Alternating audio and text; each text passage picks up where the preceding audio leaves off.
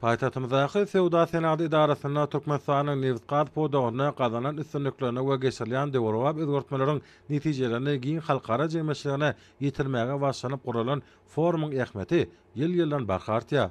Şonuň ýaly bir halkara sergi we maslahat ýurdumyň ýagnyş energetika toplumyny ösdürmek ileri tutulýan ugurlary, öýdara behbetli hyzmatdaşlygy işçiňleşdirmek ýollary, neft gaz podagyna täze tehnologiýalary ornaşdyrmak, önümçiligi döwrewaplaşdyrmak, häzirki zaman usullary barada pikirleşmäge ýardam berdi.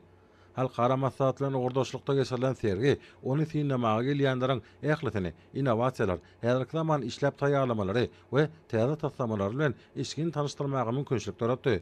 Forumyň çäklerine ýurdumyň ýagnyş energetika toplumynyň düdümleýän idaralarynyň ýol başlarynyň daşary ýurtlar hyzmatdaşlary bilen iki tarapdan duşgam geçirilip, olarda podakda hyzmatdaşlygy mundan meýlekde ösdürmek strategik ugurlary aral maslahatlaşyldy.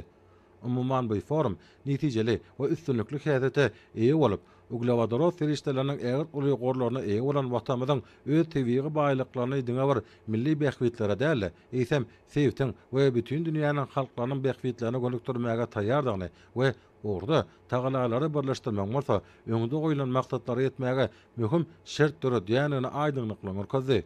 Şeýlede forumyň işine gatnaşyp, has sapatlananlaryň tiýlaglaşyna barasy boldy. Şonda da şäherletler hyzmatdaşlary hemde ýurdumyň ýagnyş energetika ulgamynyň değişli düdümleriniň wekillerine hormat hatlar hemde şahadatnamalar goşurly.